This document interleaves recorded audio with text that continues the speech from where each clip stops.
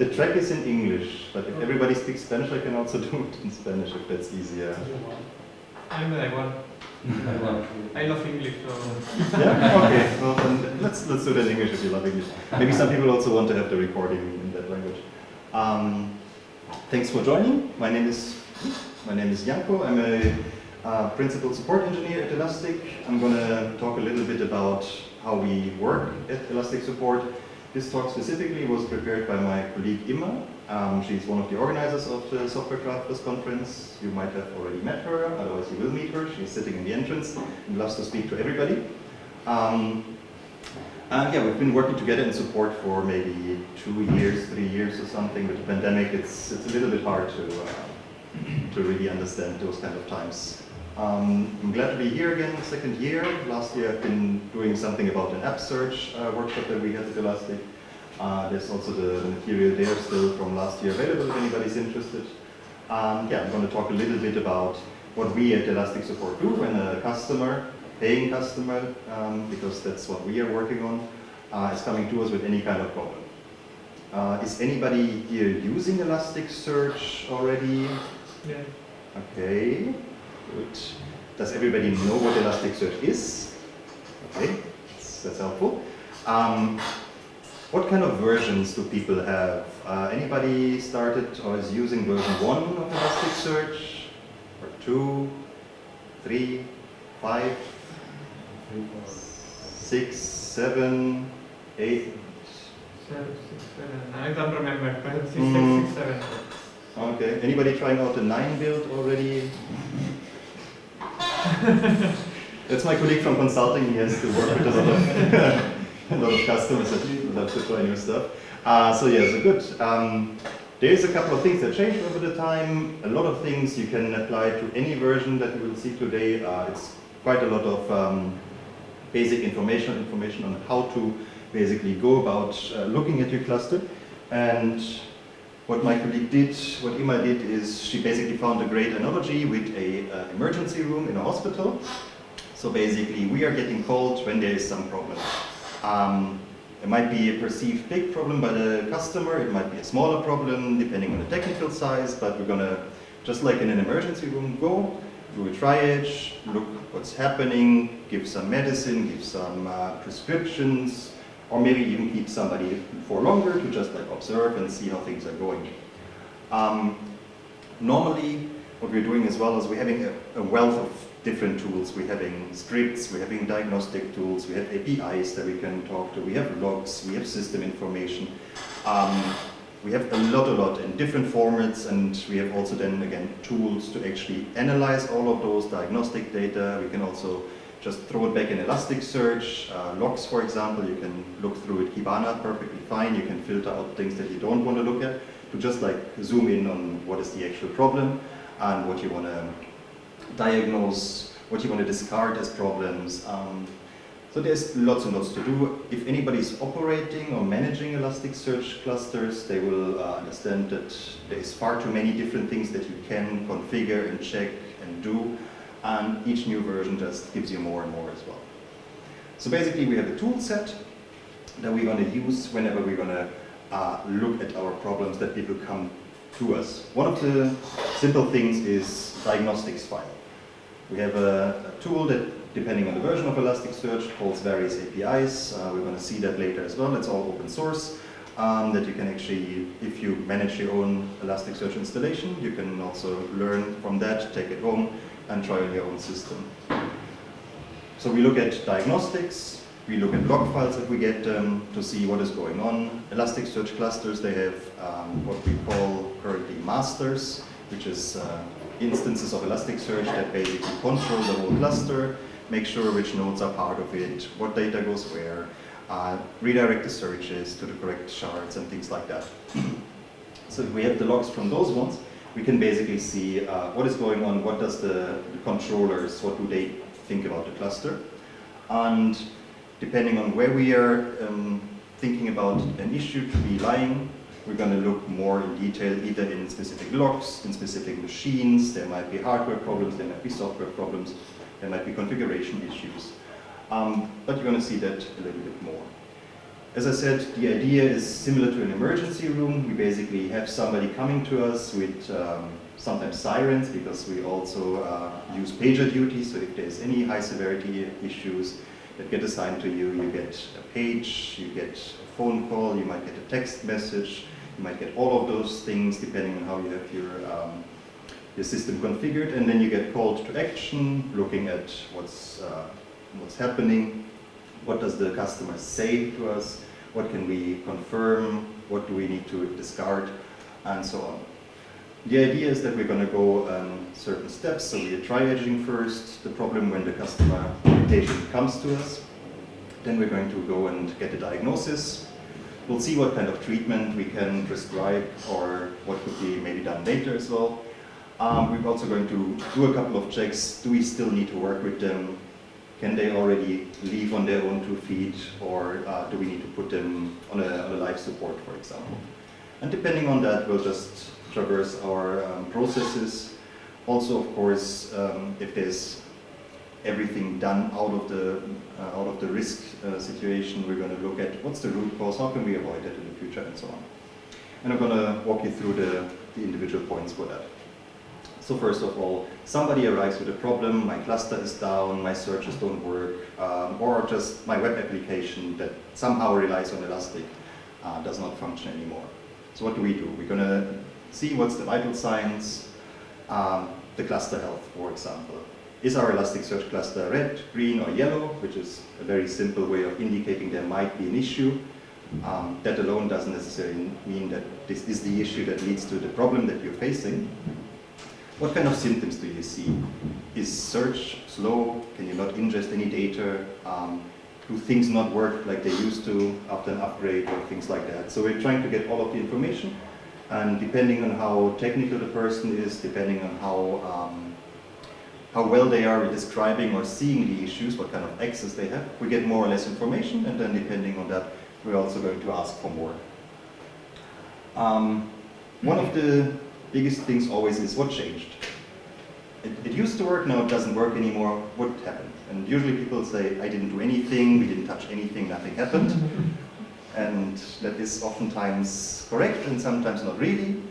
Sometimes there's other teams. We like different teams in huge companies. They do like sometimes to have their IT randomly reboot their servers without the people managing the servers actually knowing that their colleagues are doing that. That happened unfortunately far too often, and in places where you don't really want that, but it does. Did you already try anything before coming to us? Like, you pay for support, we're going to help you, you can contact us, we have specific agreements on how quick we react, what we can do for you. But before you come to us and ask us, did you already do anything yourself on your side? Sometimes it helps, sometimes it doesn't. People might know or might not know what they're doing. But if we have the full picture, then we can better understand what is the actual issue at hand and how does it lead to it and how can we further go with that. Then one of the most important questions, is it actually urgent? Are you bleeding? Are you losing a limb? Is somebody in danger of losing their life or whatever? Not just because you have the power to open a case or an issue that is high urgency by definition and rings all the alarm bells. The question is, does it actually match what the severity definitions are, for example? If that's so, if it's really urgent and we need to do something now, then we're going to go on to our second point of actually doing an in-depth diagnosis and seeing what the problem is. If it's something that can wait because it's more like, oh, I have a deadline in 2 weeks and this needs to work until in 2 weeks, then we're just going to schedule an appointment and treat that during normal business hours. Because what we want to do as well is to have the emergency room for actual emergencies. There's finite resources in every company, and while we would love to help everybody directly, just do everything in the moment when it arises to them, there is of course some issues with having sufficient hands on deck. In our support agency, we are actually quite lucky. We are working around the clock, 24/7, 365 days a week, and we have colleagues in the next time zones. We have colleagues in, I don't know, 40, 50 countries or something like that. So even if there's a public holiday or a long week that everybody takes off just because it happens to be lying very nicely. Then we know that there's other people in the same time zone and earlier time zones in different places. And at the end of my day, I only need to hand over my work to somebody else and I go home. I don't need to, well, or stay home because I'm working from home, but you know what I mean. So I just need to hand that over. I don't need to worry about it all. There's managers that make sure that high severity cases are being passed on. Just like when a doctor goes off shift, there's enough other doctors that they're coming on, or nurses, or staff in general. So basically we're just having a very, very well-oiled machine in that sense. And then the next day, if you're unlucky and the issue hasn't been solved, it comes back to you, for example, or your colleagues. So it's been worked around the clock, as long as our customers are also still awake or have enough team members in different places. Otherwise, we can always wait for them as well to take a nap and then come back, which happens surprisingly often as well. So yeah, we decided there is an urgent issue. We want to diagnose and we want to see what kind of issue do we have. What do we see as well, apart from the symptoms that the patient came to us with? We have a lot of different things that we can look at. So we can either go and directly talk with the cluster via REST APIs. We do that via the diagnostic, or we can also do it interactive in a screen sharing session. But on the other hand, there's also a lot of data that has been logged into the log files, maybe from today, maybe from the last 3 days or whatever. And you might find the information of what's happening in there. A lot of analysis, just like in any other profession, is experience, having seen things before, having heard things before, having touched stuff, having worked customer cases or user cases with different issues, and then you already have a bit of an idea of, okay, it might be that, it might be the other. This is version 6.3 that had a bug in this and that, if you happen to remember that, or if you just vaguely remember sometime in 7.9 or whatever, we had a memory leak, might be this one, might be something else. All of this kind of helps, discussing issues open in Slack, for example, or in, we call them always on Zoom rooms, so basically your colleagues are there, you connect whenever you want. You either just like work and look at each other or have coffee breaks together, or you just discuss whatever comes up. And by discussing it with other peers, everybody can learn, people can chime in and say, oh, I've seen this before, I had a case exactly like this just yesterday, here's the number, go check it out. Apart from that, of course, we also have knowledge base articles, we have internal GitHub repositories for development, we have public GitHub repositories for our products, we have known issues, we have a wiki, we have a Stack Overflow for specific questions around Elastic stuff. We have far too many information sources. We have a wiki page that lists, I think, 50 to 60 links of what you can do to check. If you manage to check the important ones, that is quite good. We also have search engines that search a lot of these sources, like Google Drive, the wiki, GitHub, Discuss forums, I think, is also being searched by that. And then there's also Slack.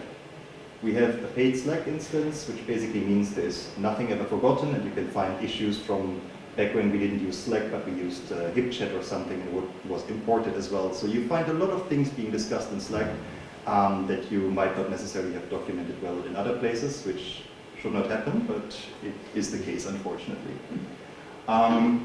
We also have Google. Basically, our job is searching and finding things. The better you are at searching, the better you are at Googling stuff, the better you can be, for example, a technical support engineer in almost any place, or a consultant. If you like to solve problems and issues, it's like, oh, I have that issue. Surely somebody else had that issue before. The internet is big, we've all been there. If you're actually finding something, you don't have to reproduce it, you don't have to really analyze it in depth, because you just find somebody else in a forum asking the same thing 3 years ago. So that helps. Our own Discuss forums are monitored by our developers, our community teams, and other people, and we actually have our own staff responding there, sometimes on a schedule, like in, oh, this week I'm going to look at the topics for Kibana, because I'm working at Kibana. I'm going to look at those and I'm going to help out. If I can't solve it myself, I'm going to ask my team to help out. And so you can see in our forums, for example, discuss.elastic.co, there's user accounts that have a little Elastic icon and it says team member. So you know they work for us and they know what they're talking about. if you know which kind of area they work in, you also know that what they're saying is like gold. I would not get a better answer if I asked internally, because that's the person programming it and they were responding in our public forum. So I can go and I take that and I can give that to my customer as well. We have some people that left Elastic, so they are not shown as Elastic members anymore on the Discuss forum, but if you've been around long enough, you also know who is what and who worked somewhere, or you can always check it out in the GitHub history as well. So lots and lots of information sources, lots of things to look at, and then we do a diagnosis. Depending on the outcome of the diagnosis, do we need more disk space? Do we need more memory? Do we have not enough CPU cores to do the load that we're now trying to work? We're going to prescribe some sort of treatment. Of course, in many cases, you're going to go step by step. Oh, I see, this is an issue that gets logged, this is another issue, and the second one. And basically, we're addressing them all. If the cluster complains about disk space issues, we solve the disk space issues, and then we move on. Oh, now we have more disk, we have more data, we're searching over more data. Now it's slow because we don't have enough CPU cores, or we don't have enough individual nodes to have more bandwidth in network as well as in disk I/O. So we're going to go with that. Now the cluster functions were better, what is the next issue? And so on. So basically, we're going to see what kind of treatment we can give, and if we need to, after the first successful treatment, or even unsuccessful, we're going to redo a diagnosis to see what else is missing. The main question as well, are we stable? Are we still in danger? Just like in an emergency room, is there still any danger to the life, to loss of whatever bodily function or body parts or whatever? And as long as there is an urgency, in an emergency, we're going to continue to work on a 24/7 basis with the customer and continue our analysis. If we are actually get to a point where, okay, this is not that urgent anymore, you were bleeding, you got the plaster, and it's going to be fine if you go to your own home and you sleep overnight in your own bed, and then we're going to see you tomorrow or maybe next week just to follow up. So we might just discharge the person at some point. What we also give them with, just like in any medical profession, is some prevention strategies as well as best practices. This can be a different diet, an exercise plan, or just saying, stop working all the time, go out in nature and have a walk every now and again to disconnect and don't stress your body out too much. So these can be for us best practices, configuration setup recommendations. How do I set up my sharding, my data rollover, and all of these kind of things. So why did we get into this kind of situation more or less, and what can we do to avoid it? In the end, we also do the root cause analysis around that. Normally it doesn't necessarily mean that we can do it while in an emergency situation. Depending on the case, sometimes it's very obvious, so we of course give the root cause analysis directly. Otherwise we're going to discharge the patient, lower the severity of a support case to a normal kind of level, and then work during business hours with their assigned support engineer that knows the customer to best advise what can we do to ideally not end up in the emergency room again. Sometimes this can be tricky and take quite a long while, depending on the actual issue that we're facing. Most often, if it's an interesting issue, and you go back to the developers and they say, oh, I looked through the code and I don't even know that, so you know that you're in for a treat, and then you're going to need to wait a bit until different groups of developers have looked at it. Sometimes a specialist is only in Australia, and we happen to just have passed his days as working hours. So we're going to need to wait until a specific person or a specific group comes online again to be able to look through things.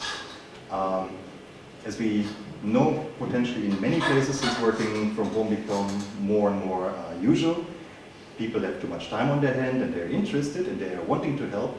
So it's not unusual to see somebody from Australia on their Sunday evening just comment in Slack or comment in an email on something, just because they followed up on what was going on and they're interested and they latched onto it and they wanted to help solve the issue. So for us, we have a global workforce, but it doesn't mean that the work stops just because your day is over. There will always be somebody else looking into it somehow. There will always be somebody that's anyways working that time, be it because they're traveling, because they're on call, because it's the normal shift.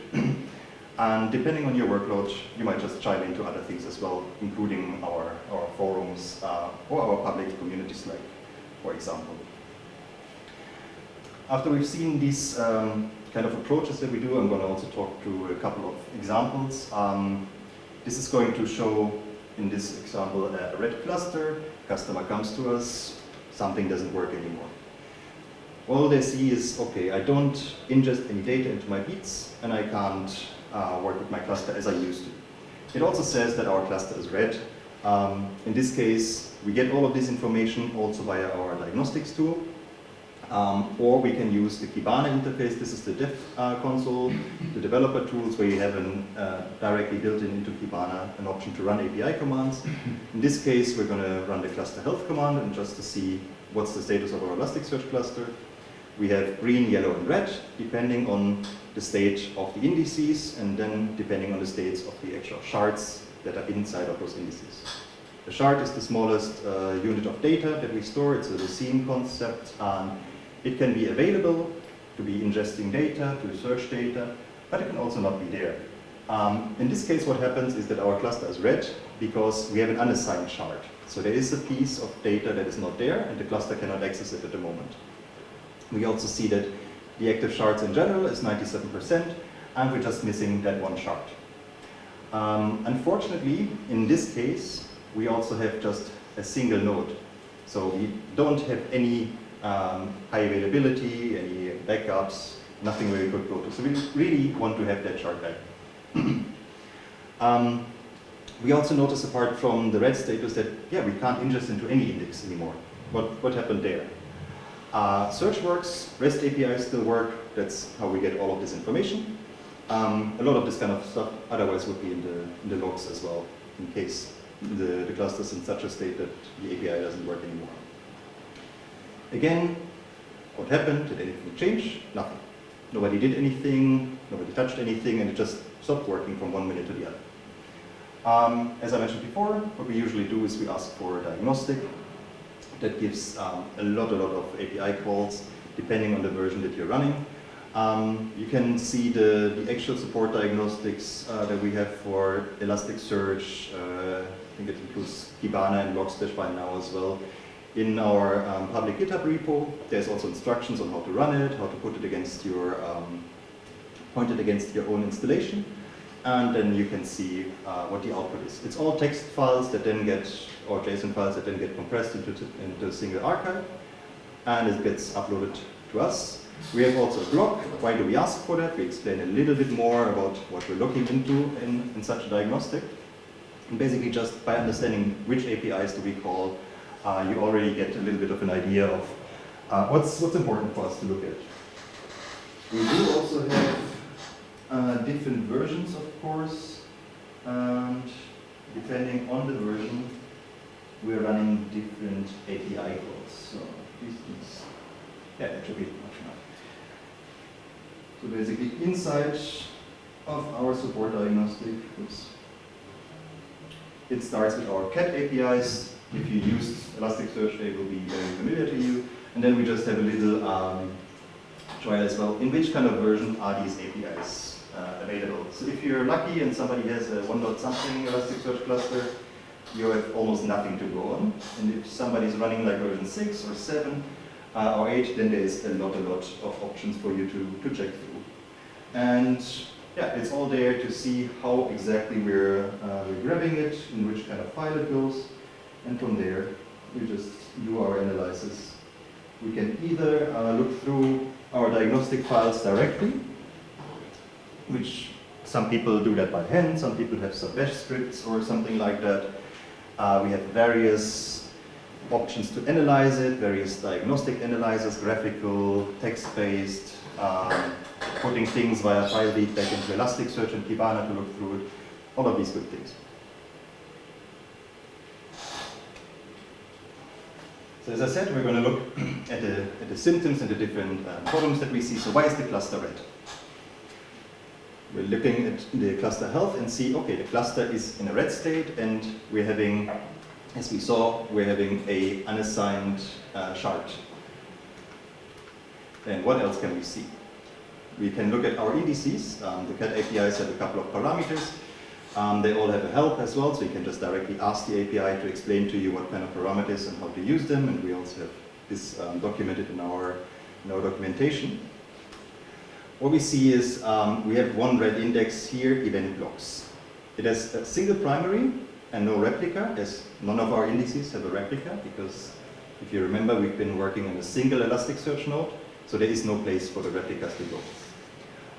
So if a shard is missing, we are missing it in the whole cluster, because the cluster just comprises of one Elasticsearch instance in this case. So, but how did it get read? What happened? It's unassigned, all the other indices are started, the system indices are started, there's some documents inside there as well, so it worked at some point, and we had information there. The indices, whenever we create a new index, it will first, especially if we don't have a replica and we ask for one, it will go through different stages. We can initialize our indices, or we can have unassigned indices. Depending on the state, if we create one new, it will go quickly through being in a yellow state, if the replica is missing, and then switching to green, for example. If something is missing from an index, the index will be red. If one index at least is red, the whole Elasticsearch cluster will be red. An index can be read by a single shard missing. It could be that there is an old index with data from last year and a shard that is data from 1 year ago, but is not available due to whatever reason, which will turn your index red, which will turn your cluster red, which will look like there's a problem, but all of your normal operation might still work because you're just working on recent data. So you would always need to see what is exactly the state, what is the outcome and the impact on my actual system. Here we see, okay, our event blocks are unassigned. But why are they unassigned? What's the background for that? We have an API for this. We have our cluster API, allocation, explain. You can run this without any input, and it will just talk about all of the unassigned indices, or you can tell it exactly which kind of index we're looking for. So here we're looking at event blocks 7, shard 0, which is a primary shard, and we're going to want to understand what happened. Why does this shard not get assigned? Again, the API will tell us. We have a lot of general output, but there's an explanation part. There's a disk threshold decider that was being used here, and the explanation is that the high watermark cluster setting has been breached. So we're actually running out of disk space. It was set to 90%. We have 9.14% left, so we are reaching our watermark. We cannot send any data anymore. If the cluster runs further full, it will try to send data off to other nodes in the cluster. Again, we have a single instance cluster. There's no other place to go. So all we can do here is, okay, we know there's an issue with disk space. Now what do? We can add nodes, we can add disk space, or we can also delete data. But what can we do to get out of this directly? We can also change that limit. There's a couple of API calls that you can use for that, and we're going to see that how it goes in a bit. In this general overview of the allocation API, what we can see is that disk is at 96%, we have 21 gigabytes in total, and we used 20.1 gigabyte already. So we're almost running out of disk space, and hence no new data can be logged into the cluster. We call these watermarks. We have 3 of them: low watermark, high watermark, and flood stage. Similar to issues in real life. If the water is really coming through your door, you will need to do everything to get rid of it. Try to push it back, put some sandbags, whatever. And Elasticsearch has a couple of automations built in for that. What we can do, as I said, work on it. But also one of the things in 7.14, for example, in this version, we have our index read blocks. Basically, automatically, once the watermark is breached, Elasticsearch will say these indices are now read-only. You're not able to write into them anymore. Depending on the version, they will be automatically unlocked, or you need to do that manually once there is sufficient disk space available. But the API will tell you that as well. You can set, of course, alerts for that. You can use Elasticsearch for these kind of things. We have watchers, we have Kibana alerting that you can use to actually then get email alerts, Slack pings, webhooks, whatever. You can use external tools for that. You should generally monitor your system installation for disk space. It's one of the things that I still don't understand, how in this time and age we have people running some things with like 20 gigabytes of a huge system or so, or how there's no monitoring at all for like using up of disk space. Because if you ran into these kind of issues before, even just some random logging output from some system service might just fill up your disks. And it's an easily avoidable issue, especially disk space is not really expensive anymore compared to what it was in the beginning of computing. So there's no real reason to not have enough disk. You might not have fastest disks of enough size or something, but disk is definitely something that you can always have. As I said, what can we do? We can delete data, we can add nodes, we can change our configuration of our watermarks. If you happen to run in the cloud, it's as easy as pulling a slider or using a drop-down menu. We have our own hosted cloud that you can then run Elasticsearch on, or the Elastic Stack, on different cloud providers of your choice. All of the common ones are there. And you don't have to worry that much about managing it yourself. Or if you run it yourself, if you have a physical box, you just like connect one more in, set up Elasticsearch, tell it to join the cluster, and Elasticsearch will also then redistribute data in between the data nodes that we have. As I said, temporary, to get out of the issue, we can set our watermarks differently. There's transient cluster settings that you can use, so these ones will be removed after reboot, and they will have more priority than the configured ones in the config files. And we say, okay, I just want to allow certain margin of disk space. That example is a little bit larger than what we had, but the idea is the same. Now we can write again. What you need to look at as well is they're usually by default in percentage. If you have a 8 terabyte disk, saving 5% is a lot of terabytes or a lot of gigabytes. So ideally do something like fixed values on these kind of size of disks. The operating system needs some data, the log files of the operating system need some data, package installations and upgrades from operating systems take a lot of stuff apparently nowadays, so make sure that you have the partition sorted out and that your data partition is always with a lot of backup space available.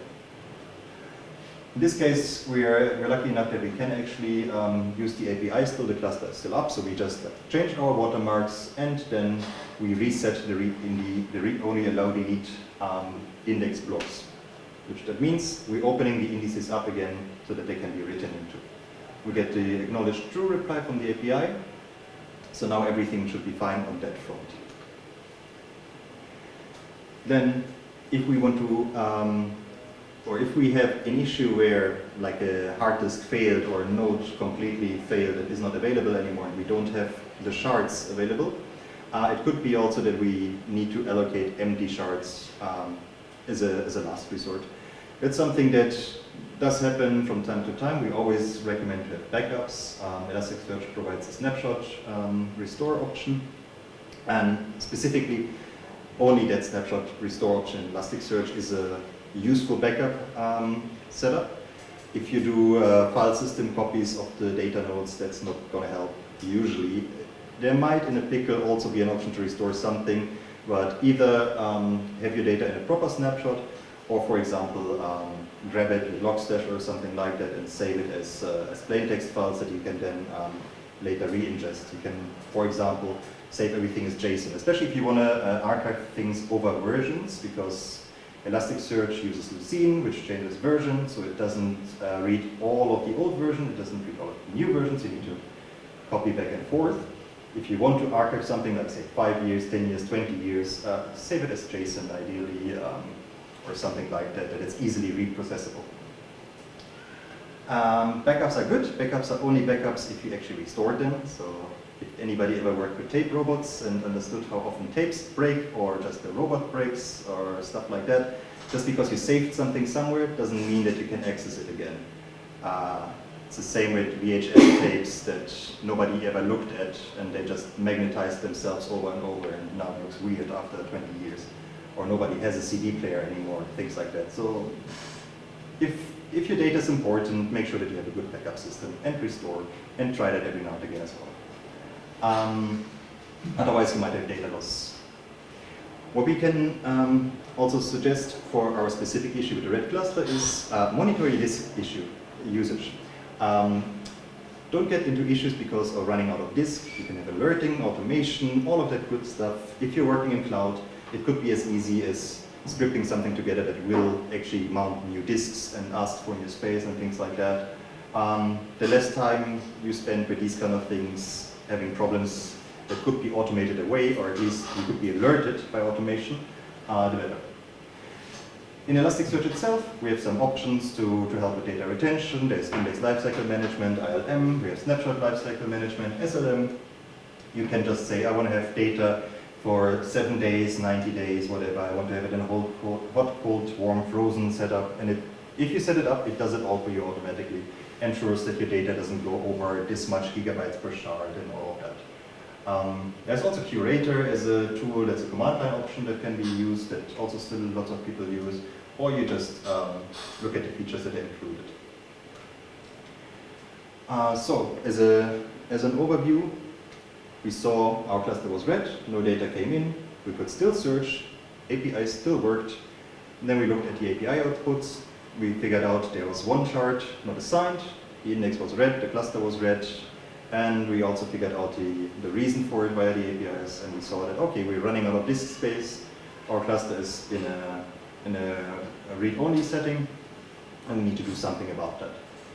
Here, it was easy enough to find a treatment to either delete data, add data, change the high disk watermarks, and in the future, to avoid these kind of problems, use some data management, regularly delete, or as I said, also at different tiers, cold tiers, frozen tiers, if you don't have them yet, things like that. As a second example, what happens if we have unbalanced CPU usage? That's also a very common thing. Here we have, in this case, a 3-node cluster, so there is different Elasticsearch instances running on different boxes, machines. It could be physical hardware, it could be cloud instances. They all form together as 3 and form one cluster. We have our integrated monitoring. I'm not sure if you can read it that well on the back, but basically it says 3 nodes. So all of these 3 nodes are data and master eligible nodes. All of these nodes will save shards, will be able to respond to information, and they're doing that as well. We have our monitoring that says, okay, we have our shards here, 10 shards per node, so they're all very nicely balanced. But what we see is that the CPU usage is quite different. So the highest node has 90% CPU usage, the second one has 10%, and then the last one doesn't even reach 1% of CPU usage. The heap of the JVM is more or less okay on that instance. The data size, the free disk space is more or less the same on all of them, so they all have more or less the same amount of data, they have the same hardware, which we just assume here. That also might be different, of course. And our cluster is green. But still, one of the instances, one of the nodes is doing most of the work. Why is that? Again, this is an issue that somebody came to us with. The symptom is there's high CPU usage only on one node out of 3 all the time. It moves around, and we don't really know what is going on and how to avoid that. Also, when that happens, sometimes we have delay in ingest. So what do we look at again? At the symptoms, at the information we got, but also at the diagnostics, the log files, whatever we need. What did the customer do so far? Okay, so they tried to add nodes. That sounds good. So normally it should help if you add a node to balance the load and distribute it better, but they didn't see anything changing. Was there any changes in the data or data ingest or in the storage? That was not happening at all. Anything done around benchmarking it? Not at all. So what do? We're looking at the support diagnostics, and this also has an option to extract the monitoring data. So basically, if you're using Elasticsearch monitoring and our support diagnostic tool, you can just grab all of the monitoring data for a specific time frame from one server and then load it into another one. So we're asking our customers if they're okay with it to share their monitoring data with us for exactly that kind of time frame when they see issues. We set up a local instance, import their monitoring data, and then we can use our Kibana UI to look at their monitoring data and zoom in on things. as if we were sitting at their machine. This is what's been done here. So this is the general monitoring UI. And as with all things, we have a time picker. So we have a specific time frame that we want to look at. And then we get the information about all of our indices in this case. So here what we did is we went to the Elasticsearch indices page of the monitoring, and we're sorting by indexing rate. There's multiple logs indices, and we have one index that is very, very high on top that has 50,000 events per second indexed. The next one is a couple of hundred or a couple of thousand only. So we see there's only one index that's actually very, very active in that cluster. So maybe that one is already giving us a little bit of a hint of what to look for with the CPU usage. Again, we're using our CAT APIs, and in this case we're looking at the shards, so CAT shards, but we're also looking at the index settings. So we have get index settings or underscore settings after the index name, or the get shards for that specific index. What does it give us? It gives us the information about where does the shard live. Yeah? So the monitoring dashboard that you were showing is in Kibana? Yes, exactly. That's the Elasticsearch monitoring in Kibana. You need to set that up. There's different ways of monitoring Elasticsearch instances. There's legacy and modern options. There's beats like metric beat, and there's internal collectors, and there's a lot of corner cases around all of these kind of things. It works very well, but it's a little bit, yeah, you need to get used to, especially over versions, you need to get used to changing things and adapting to some new technology sometimes, but it all works quite well if you know what you're doing, of course, as well. One index has a single primary shard living on a single node. In this case, we're seeing that the data is living on instance 1. And the index settings show, okay, we have exactly one shard. So we have 3 node cluster, one shard for that one index, and we see there's a high ingestion, a bit of delay of ingestion, and a high CPU usage, almost 100%, somewhere in the 90s. So we already see, okay, that might not be ideal. If we're asking an index to have a single shard, Elasticsearch will not do anything else. It will do what we tell it. If we're looking into its hot threads, so we're going to see where is the time being spent, we see that here it's 99.8% in this case CPU usage by an Elasticsearch write thread. So almost all of the CPU is being used to write data into that one shard that lives on that one node out of the 3 node cluster. So we have 2 more nodes where the data could also go, but due to the configuration at the moment, it's impossible for that to happen. So what do? We add more shards. Because adding more nodes was already tried. Just adding more nodes without changing the configuration doesn't do anything, because there is no way Elasticsearch can write the data anywhere else. If a new shard is created, it might land on a different node, but that also means that the high CPU usage just moves to the other node. Only if we actually say, okay, we want to have 3 shards, we can actually use all of those 3 nodes for that one index as well. Unless we configure it in a way that forbids Elasticsearch to actually do that. We have index templates, so you can do that on a templated base for indices, for patterns of indices. There's legacy index templates, there's new composable index templates, so there's also lots of things that you can do and change depending on version, depending on what you're using. And you can also stack templates, so depending on what you're building, it doesn't have to be exactly for one specific index named this. It could be, if it's an index for my product A, I want to have a data retention of 90 days, I want to have 5 shards. If it's for my product B, I want to have only 3 shards, and I don't care about data retention because it doesn't log much and things like that. So you can basically stack and build your own configuration of how your indices will be treated by Elasticsearch. We already mentioned index lifecycle management earlier, so this is for rolling it over, after days, after sizes, things like that. And you can configure also at the end like a force merging to be able to ensure that the data is as compressed and as well compacted, stored on disk as possible, and so on. There's lots of details around that. In our case, our treatment to fix the issue of high CPU usage due to a single shard is we change the index template. Because if we just would change it in the index setting, the next index created from the old template would still be going back to one shard. Hence, we're setting for all of our logs/star indices the number of shards to 3 in the index template. This will only affect newly created indices because it's a template that's used when an index is created. If you want to affect old indices, you would have to update already existing indices with the configuration as well. We also see that the template has a priority of 1,000. So it's the same kind of idea as in other places as well, different priorities, different applications, like one rule comes after the other or before the other, depending. So you might overwrite things, or you might not have some settings in place that you thought you had if there's another template either created by yourself or by somebody else later that then comes and has a higher priority, for example.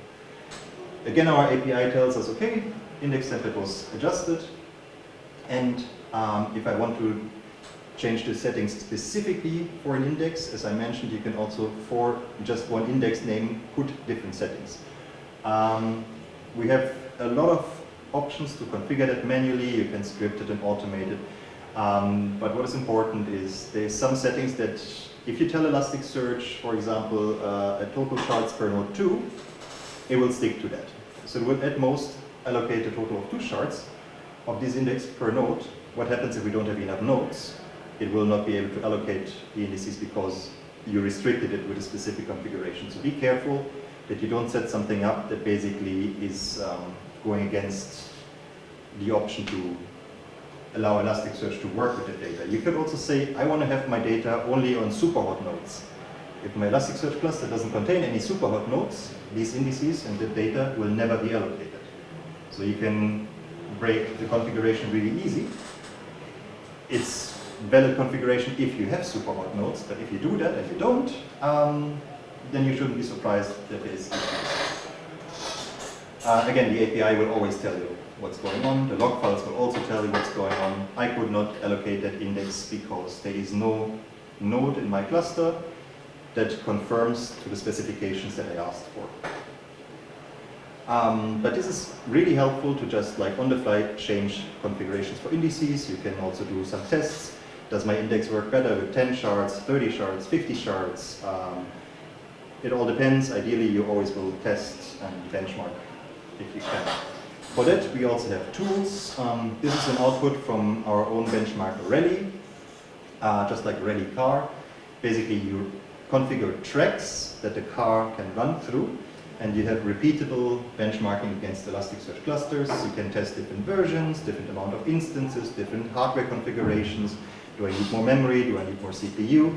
And then you will be able to gather a lot of output, and again, all nice text output that you then can process in Elasticsearch and other tools, graph and plot and whatever. And there is a lot of options also to tune Elasticsearch, of course. Sometimes all you need to do is upgrade to a new version. There's some versions that have like significantly reduced memory usage or speed up computations because they used a different implementation of an algorithm or a hash or whatever. Especially if you're on something pretty old, like 5x or 6x or so, you should definitely look at the latest 7x versions. It can be as easy as that. On the other hand, there's more features, and with more features there comes more usage of CPU, memory, and all of these kind of things. So if you had an old Elasticsearch 1.x running, and it was great for 15 years, and now you install a new version, it will not run as performant just because there's more stuff. There's also more protection and things like that. There's actually old versions like 1.7x-ish or whatever that you will have data loss at some point. It's not a question of if. So there's some really good work that went into fixing bugs and problems over the years. Yeah, benchmark and backup your stuff. That's important. In this case, again, we're going to use the analogy that we triaged the patient when he came into the emergency room. We had a green cluster, everything looked okay, but still there was unbalanced CPU usage, it was pretty high, and it was moving around from the nodes from one to the other. In this case, what we saw is, okay, it was the problem with the configuration of Elasticsearch itself. There was a single shard in a single index in a 3-node cluster. And what did we do? We changed the index templates to avoid that in the future. And for that specific one index, we can also change it on the fly so that it actually goes and it indexes the data on all of the 3 nodes instead of just one. Prevention for that, of course, benchmarking, monitoring, alerting, and a proper configuration setup. Of course, once you start using Elasticsearch for a project, the requirements might change to later. Your data will grow, you will have more or less nodes, so this also needs to be updated whenever things happen. Ideally, regularly have an eye on your services, be it Elasticsearch or your mail server or whatever. Make sure that if you're depending on something that you're really in the know what's going on. There's thousands of tools to do that, dashboards to monitor it and things like that. You might like email or Slack alerts more. Other people like to see a big monitoring screen in the office where you can just glance at it and see if there's anything red or not. Lots of our customers, they use our stack, luckily for that, and then they monitor their worldwide shipping and producing and whatnot. Where's not enough stock in my shops or things like that, depending whatever your use case is.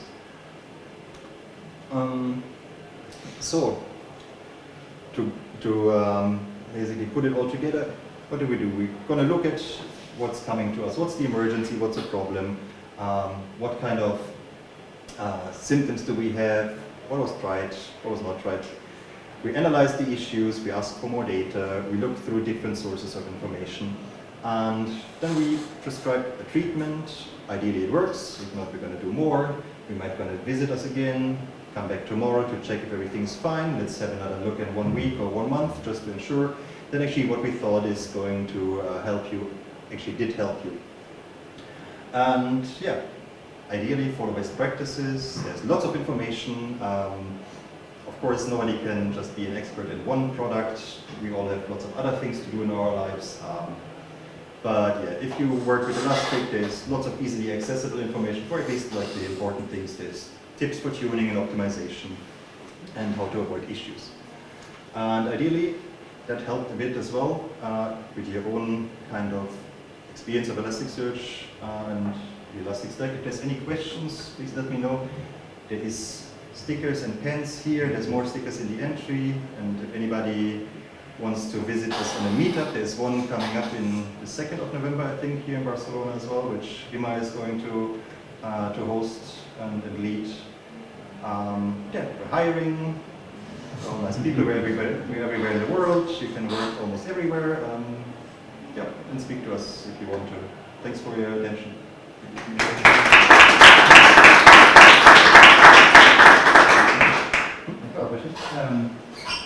I don't know if you have a method in Kibana in order to check since when those kind of failures happen. Like for example, in the second sample you just presented, maybe it was useful to check, I don't know, the timeline of the trace in order to figure out, because in the second example, I guess it was happening from the very beginning because it was a configuration. Well, that is a thing that usually what happens is that over time there's more data sources being onboarded, or there's more stuff being ingested, or like the shard size that we had before, it worked because during one day we had maybe 50 gigabytes, but now we have 400 or 1 terabyte. And like it just over time comes up. One of the main issues we had, especially in older versions, is like everything works in the beginning, and then after a month, after a year, after 3 years, the cluster somehow starts slugging. Everything is still working. We just have too many indices, too many shards. It uses too much memory just to take the housekeeping of all of the data that's inside. And so all of the things that we did in the beginning, they don't really correlate anymore because the base load is different. So ideally, when you benchmark and set up stuff, try to get realistic and representative amounts of data that more or less can project what your actual production traffic will be. Do you have any recommendation when we have an index with many totals inside, not documents that are total? 3 years ago or more, we had only less than 10,000 totals, and then we have like 40,000. And I got another, I don't remember exactly, it's the default window or something like that. You know, it's recommended to have 10,000. Yeah. So do you have any recommendation how this can be solved? Because this is keep growing and growing, and someday will explode, I guess. It depends a bit on your use case and also what you're especially doing. I mean, the limits are there generally to protect from bad usage in a system. If you have enough memory that all of this can fit, or if your searches don't need to return in milliseconds, but that you can wait some seconds, it's completely different kind of requirements from your side. Like we have people that they're used to minutes waiting because they're doing like security analysis or stuff like that, and they don't mind. Because it's search, not for install. Exactly. So it all depends. You can split it out in multiple different things. You can have a different strategy as well. There's a lot of options, but sometimes you just need more fields and an index or stuff like that. It all depends on what you're doing as well. Do you use your own application that then talks to this? Can your application, instead of talking to one big index, just talk to multiple smaller ones, and then locally correlate that data or stuff like that? So you split in more indexes, no? For example, yes. There's lots of options around all of these kind of things. And they are defaults for a reason, but also if you know what you're doing, you can customize as you want and to ensure that really your use case works well. There's lots of things like use half the memory for the file system cache and the other half for the JVM. There's some people that need to have 5 gigabytes JVM and 500 gigabytes in cache because they're doing lots of other stuff. So it all depends on what exactly you're doing. In your case, I would recommend to upgrade to at least 7.16. Because We there's have a big... 7.5, Yeah, so and we are planning to move to 8. okay, yeah, so that would be good because in the previous version, each time you have a new chart with all your fields, each chart was using some memory for it. So, and with the 7.16, they are shared. So if you have the same chart and the chart of the same index with the same field, you just want in the memory and not on every node and on every chart. So there's a big reduction of memory usage on indexes with a lot of fields. That in your version, each time you have a chart, you are using the memory for all these fields. So if you go to upgrade 8, that's good. You will just see, oh, I've got more memory available. Yeah, you need to upgrade to 7.17, the latest, anyways, before you go to 8. So like we made it a mandatory jump. So like 6.8 was the last one. What was the version? 7.17. 7.17. Exactly. It's all documented as well in the upgrade. Okay. So like from whatever you are, and it should be easy from 7.5 to go to 7.17. I think it's 7.17.7 at the moment, the latest or something. It's a lot of 7s and 1.1. But yeah, it's that will be the long-term release. But it's the latest, the last of the 7 series, and then it goes to 8. So it will get updates for a lot more time, and between 7.5 and 7.17 there is a huge difference in performance and memory usage and all of that. So that should be good for you as well in general. It's like free performance basically.